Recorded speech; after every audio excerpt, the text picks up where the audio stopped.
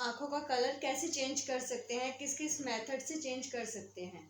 तो क्या सर आज मैं आपसे एक और इंटरेस्टेड बात पूछना चाहती हूँ कि हम अपनी आँखों की लैशेस का कलर डार्क कर सकते हैं और उसको थिन कर सकते हैं, ऐसी कोई आई ड्रॉप्स हैं? यस व्यूअर्स, बहुत सारी गर्ल्स जो हैं हमसे ये सवाल पूछती हैं क्योंकि उन्होंने नेट पे कुछ ऐसा चेक किया होता है कि ऐसा कुछ संभव है। तो ये ठीक बात है कि अब ऐसी आई ड्रॉप्स अवेलेबल हैं जो आपकी आई लैशेस की ग्रोथ को इंक्रीज कर सकती हैं।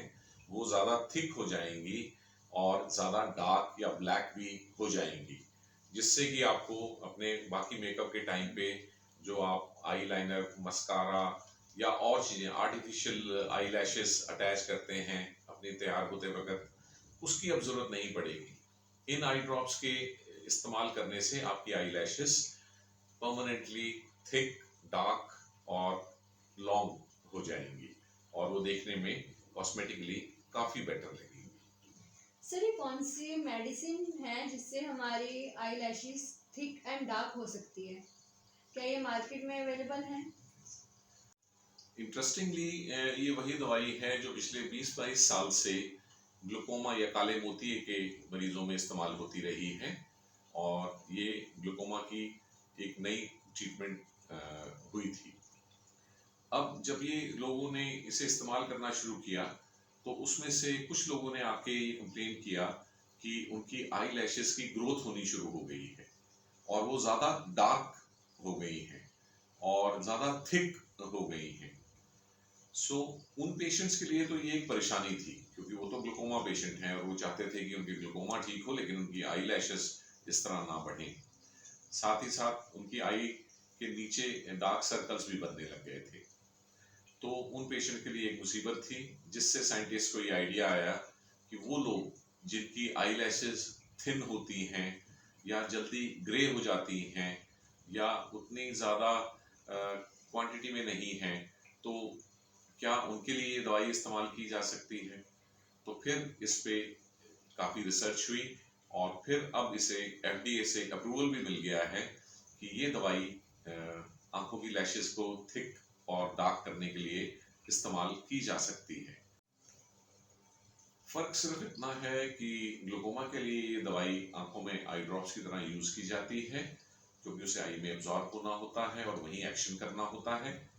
जबकि यदि हमें इसे अपनी आई लैशेस की ग्रोथ के लिए यूज करना है तो इन्हीं ड्रॉप्स को इनके साथ मिलने वाले एक एप्लीकेटर की मदद से आंखों की पलकों की जड़ों में अप्लाई किया जाता है। उससे हमें पलकों की ग्रोथ और डार्कनेस का फैक्टर तो मिल जाता है और क्योंकि इसे हम आंख के अंदर नहीं यूज कर रहे हैं तो इसलिए प्रेशर लो होने के चांस नहीं रहेंगे। क्योंकि जिस तरह ये दवाई ग्लूकोमा पेशेंट्स में आंख का प्रेशर कम करती है, वैसे ही नॉर्मल लोग अगर इसे अपनी आई में डालेंगे तो उनकी आंख का प्रेशर भी थोड़ा कम हो सकता है। क्या सर इस मेडिसिन के भी साइड इफेक्ट्स हो सकते हैं?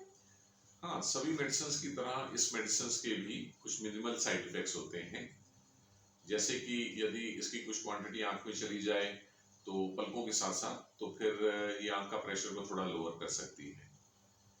और जब हम इसे पलकों पे लगाते हैं तो यदि इसे हम सावधानी से ना लगाएं और ये पलकों की स्किन पे साथ में लगना शुरू हो जाए तो फिर ये आंखों की पलकों की स्किन को भी डार्क कर सकती है, जो कि आंखों के डार्क सर्कल्स नजर आएंगे और ये एक ऐसा साइड इफेक्ट है जिसे कोई भी नहीं चाहेगा। तो इसीलिए इसके साथ सख्त हिदायत दी जाती है कि इन दवाइयों को बड़े आराम से अच्छी तरह से पलकों की जड़ों में लगाएं और एक्स्ट्रा कोई थोड़ी बहुत दवाई अगर स्किन पे लग जाए तो फिर उसे वाइप आउट कर दें, नहीं तो आपकी आंखों की पलकों का रंग भी डार्क हो जाएगा। सो फ्रेंड्स, वो दवाइयाँ ट्रेवोप्रॉस्ट, लेटनोप्रॉस्ट और बिमेटोप्रॉस्ट जो यूज होती थी काले मोतिये की ट्रीटमेंट के लिए और जिनका साइड इफेक्ट था पलकों का डार्क और लंबा हो जाना, उसे अब हम यूज करते हैं उन पेशेंट्स में जिन्हें ये साइड इफेक्ट चाहिए या जिन्हें ये इफेक्ट्स चाहिए।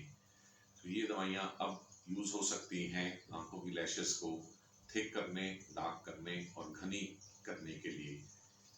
लेट्स होप इस तरह से दवाइयों के साइड इफ़ेक्ट्स को कभी कभी हम अपनी मनमर्जी के इफ़ेक्ट के लिए भी इस्तेमाल कर सकें।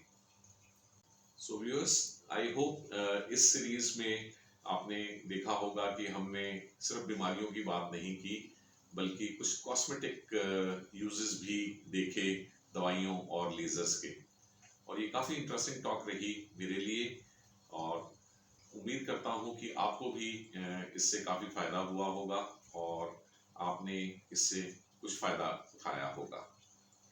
Thank you for listening to us, and we'll be back with a new video and a new series. Thank you very much again.